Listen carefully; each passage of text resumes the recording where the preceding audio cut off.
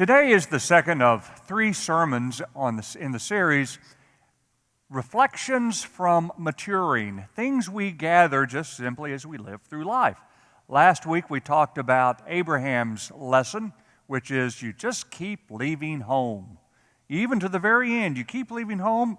That's how you are blessed, and that's how you bless others, by following God's call into the wilderness. Today we're going to learn Zechariah's story. The full story is printed out most of the full story is printed out in your bulletin from Luke, the first chapter, but let me summarize. Zechariah is the husband of Elizabeth, and they will be bringing into this world John the Baptist. Elizabeth is a relative of Mary, who will be bringing into this world Jesus, of course.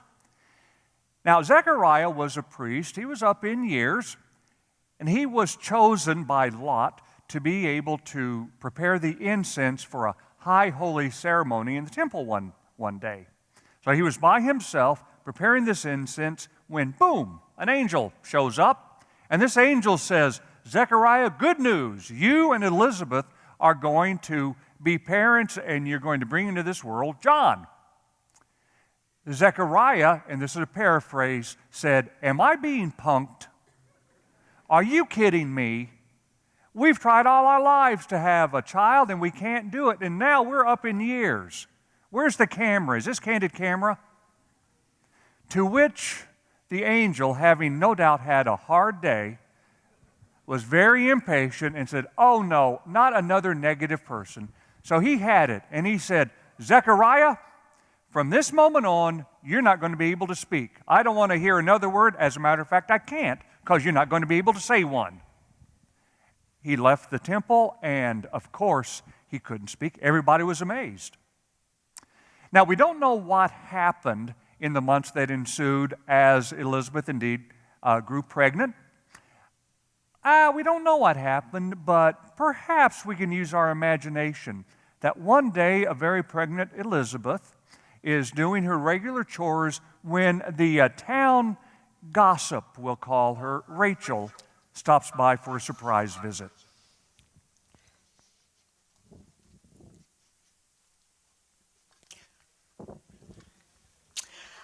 Why, Elizabeth, I haven't seen you in so long. And look at you, you are just absolutely glowing. Oh, shalom. Shalom, Rachel. Good to see you too. Running low on gossip today? What, a friend can't bring a friend some fresh bread? Of course, thank you. If I had known, I would have put this off. Well, you know, it's not my place, but I don't think you should be doing that in your condition. Why don't you get that man of yours, Zechariah, to help? He wouldn't mind.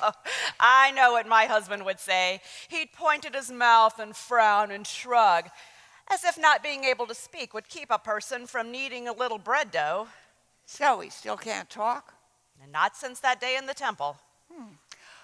He must be very sad and bitter. He is sad and bitter, isn't he? Well, actually, quite the contrary. Well, I find that hard to believe. I know if I couldn't talk for, 8 months? I would certainly be sad and bitter. Well, he was at first, but he's changed. Well, actually, he's changed quite a bit over these 20 years that we've been married. Oh, Elizabeth, tell me more. Well, when we were first married, he was so fun-loving. He'd come home sometimes with a big basket of food that he brought home from the market, and he'd say, you don't need to cook today. Let's go have a picnic. And he'd sing to himself, even whistle too. That's not the Zechariah I remember.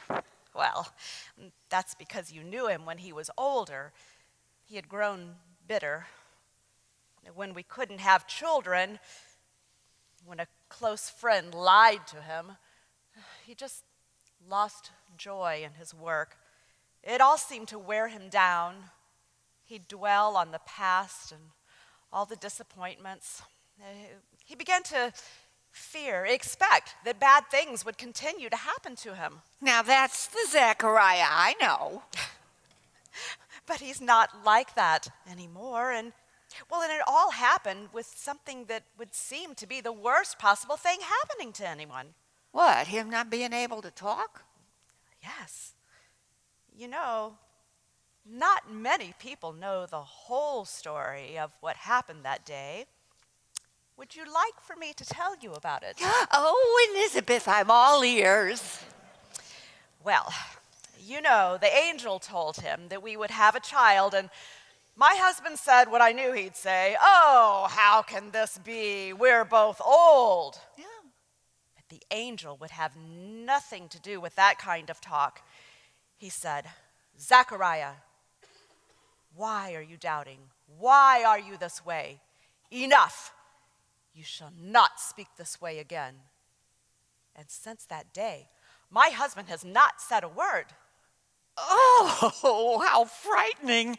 An angel actually coming down and talking to you, and then Zechariah not being able to speak, and you call that a good thing?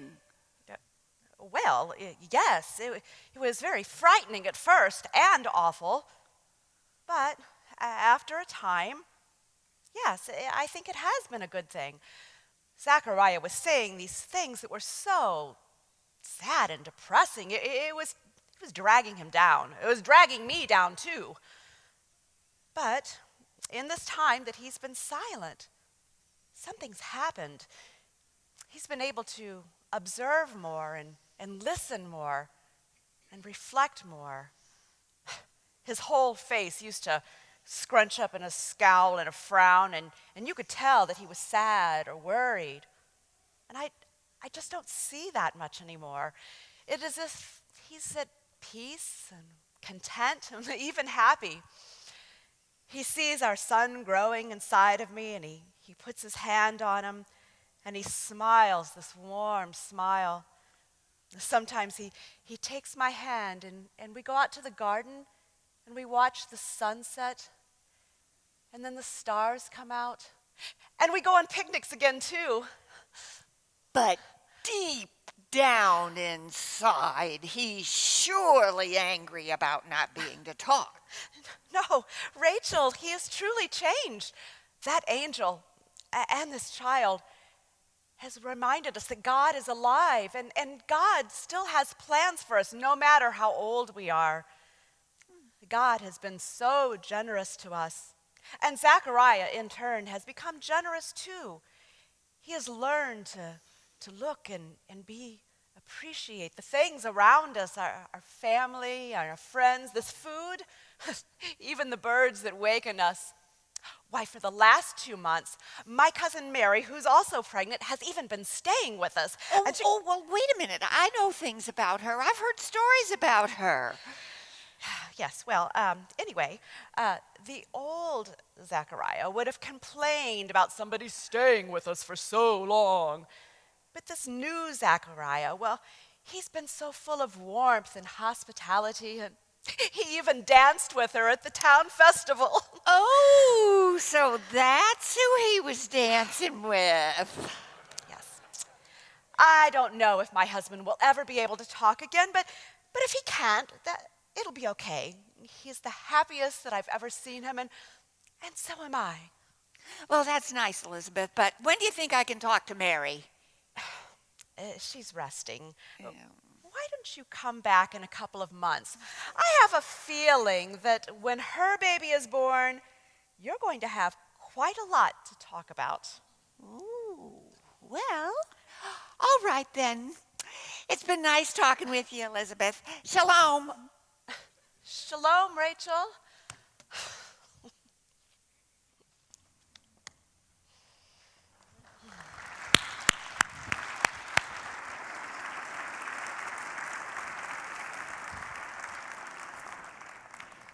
And it happened just that way. Not in the Bible, but should have been. And the greatest line from that whole little dialogue was, now he's beginning to take me on picnics and hear the birds and see the sunset in the garden. You know, it's almost like sometimes one of your senses has to be muted so that your other senses can come alive. To see sunset shimmering in a lake, or to smell the aroma of bread baking in the oven, or to hear the giggle of a child. Sometimes that sense that we have where too often our heart just blurts out the negativity and the badness of the world. Sometimes you just have to, as we do in the sign language, zip it up. And when we do, well, let me back up. Sometimes it's hard to zip it up because we are surrounded in a media and in a culture that celebrates antagonism and negativity. And it seems like sometimes the older we grow, the more things we can complain about.